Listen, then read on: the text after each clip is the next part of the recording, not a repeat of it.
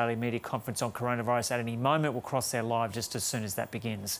A Chinese company with links to Beijing's military and intelligence networks has been collecting personal information on millions of people across the globe. The database includes details of more than 35,000 Australians, from politicians to celebrities. It's sparked concerns about Beijing's aggressive intelligence gathering methods. Here's political reporter Stephanie Boris in Canberra. Well, there's nearly 2.5 million people that have profiles on this database. Anyone from a celebrity to a political leader, business leaders as well. And what data is being collected about all these different people ranges from their birth dates, their addresses, any political connections that they have. If they have a criminal record, that's on there too. As to where this information has come from, the database has used publicly open sources, so think social media sites such as Facebook and TikTok, but it also appears that some information may have been collected from confidential documents such as bank records or even job applications. Now, of those millions of people that have a profile on this database, more than 35,000 of them are Australians. They range from current and former prime ministers, current politicians, even their children under the age of 18, business figures such as David Gonski. There's the singer Natalie Imbruglia that's on there as well, and Atlassian billionaires Mike Cannon-Brookes and Scott Farquhar on there too. Exactly what this means is yet to be explained, but obviously of great concern that such information is being gathered on tens of thousands of Australians. And is it clear why it's been collected? Well, in this day and age, information is gold, and this is all about trying to gather information about different people across the world. And to understand why that's important and where this has come from, we need to take a look at who created this database. And it was created by the Shenzhen company Zhonghua Data, which has links to Beijing's military and intelligence networks. The database, of course, was private. We weren't aware of it, but it was leaked to the US academic Professor Chris Balding, who until 2018 had been living in China but left due to concerns about his own personal safety. Now, he says this database shows China is surveilling, monitoring and seeking to influence not just their citizens but citizens across the world. When you look at this database as well, Joe, you can see that there's a particular interest in defence and space sectors. For example, there's a space company in Queensland. Everyone that's on the board of directors there has a profile as a result of this database. Now, just finally as well, this information that the ABC has received has been given to a number of different media outlets across the world, including here the ABC and also the Australian Financial Review. Steph Boris reporting there. And just before we go on, I'll mention also, I've already mentioned that Daniel Andrews might step up to the Victorian Premier, but sometimes the New South Wales Premier Gladys Berejiklian gets up for a couple of minutes before, and it's interesting to hear about the situation in New South Wales. And there is once again good news about New South Wales today. Effectively only one case of transmission in the community, 4 cases all up, 3 of those people in quarantine. So we might hear from Gladys Berejiklian before Daniel Andrews. We'll see how we go. The federal government is introducing new fuel security measures ahead of next month's federal budget. $211 million will be invested in building new domestic fuel storage facilities and backing local refineries to stay open.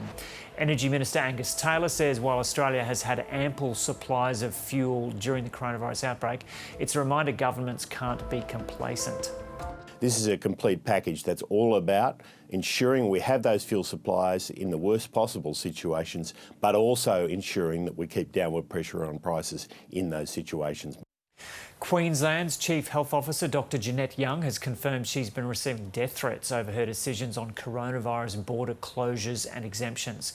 There have been sustained attacks from the opposition and the federal government over restrictions on allowing people into the state on compassionate grounds.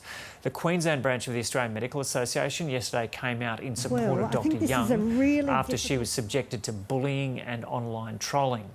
Dr Young says she feels supported and safe now that she's under police protection.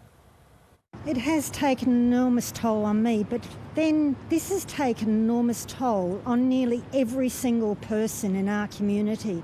Every single person in our community in Queensland has had to give up an awful lot. Okay, now the Victorian Premier Daniel Andrews is just stepping up for his media conference. So really good news today from Victoria. Only 35 new cases detected in the last 24 hours or so. That is the lowest number that there's been for 11 weeks, but sadly 7 more deaths. First things first, there are 19,872 confirmed aggregate cases since the beginning of the pandemic of coronavirus in Victoria. That is just 35 new cases since yesterday. Sadly, there are now 729 deaths due to coronavirus in Victoria, an increase of 6. One death has been removed due to duplication.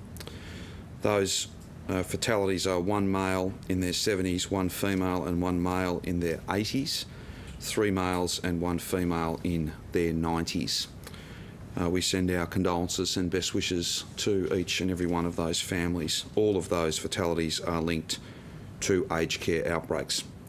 There are 122 Victorians in hospital. 12 of those are in intensive care and 7 of those 12 are on a ventilator, so those numbers continue to fall, and that is great news.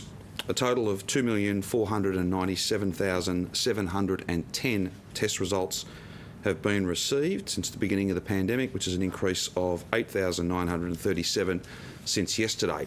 We're very grateful to each and every one of those people for coming forward and getting tested. These are essentially Saturday's numbers. Not great weather, obviously. These numbers are down a bit on each weekend anyway, but look, we would always want more and more people, the highest percentage possible of symptomatic Victorians to come forward and get tested.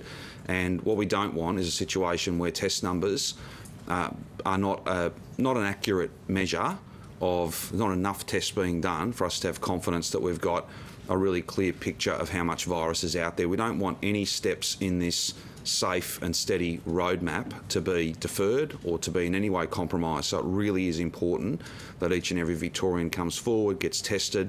We still have confidence in that number, and the trend, as you saw, numbers steadily increased throughout last week, as they do each week. But again, it's a powerful reminder and my personal request and a request on behalf of all Victorians to get to the other side of this. If you've got symptoms, however mild, please come forward as soon as you register those symptoms. That can be when you are most infectious.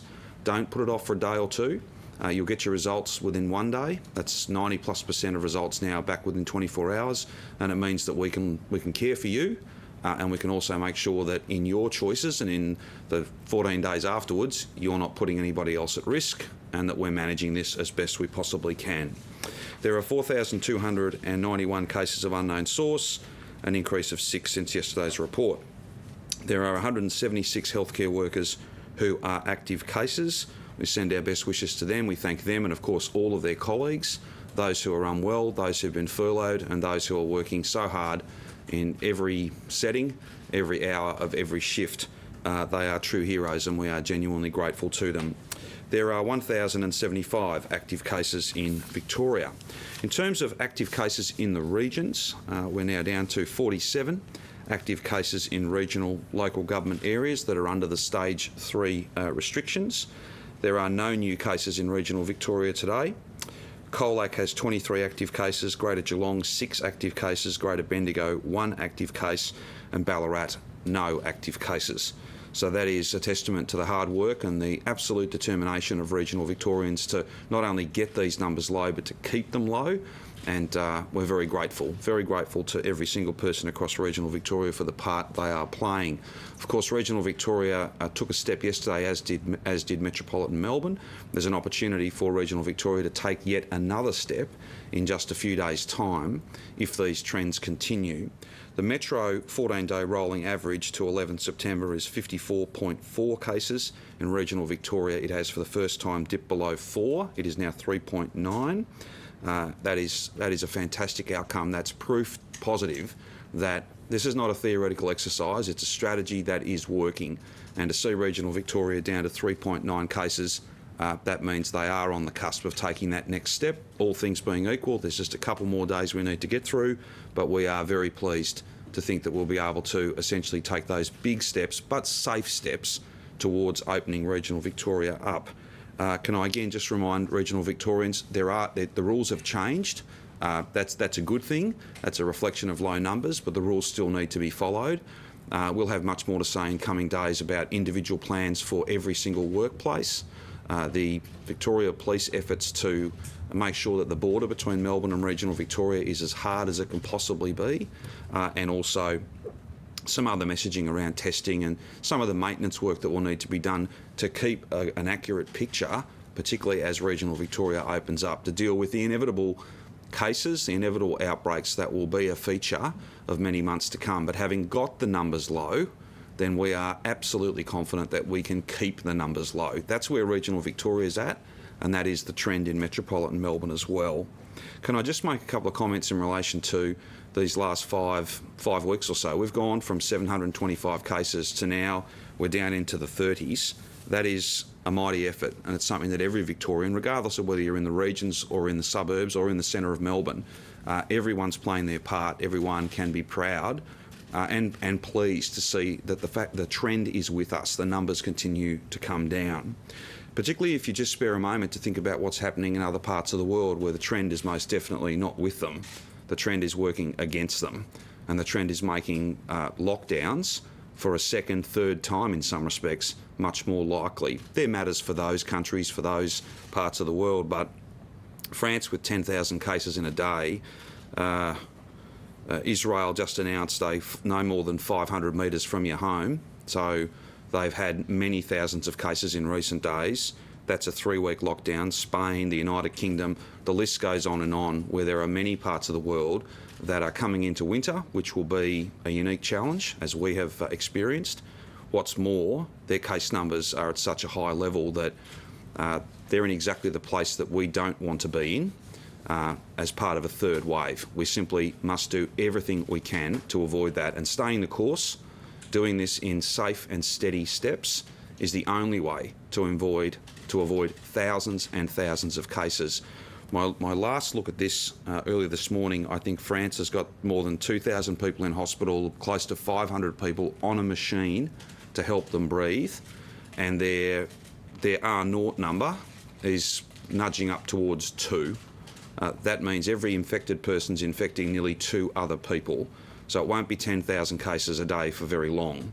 Of course, no one's pleased about that. It's just it is an opportunity to reflect on the fact that this can get away from you very quickly, and that if you were to open up at a level that was higher than the experts tell us is safe, then you won't be open for very long. You will have driven numbers down, but you'll have no chance of keeping them low. That's what this strategy is: open up and stay open. Get the numbers low and keep them low. That's exactly where regional Victoria finds itself, and it's exactly the trajectory and the pathway, the roadmap that metropolitan Melbourne is on as well. And that should give people great optimism and a sense of real purpose to see this through, to defeat this, to see it off, so that when we do open up in those safe and steady steps, we can stay open. That's the mission. That's what we want to do, and that's exactly what we will achieve by everybody working together. In terms of aged care, we have 513 active cases. Disability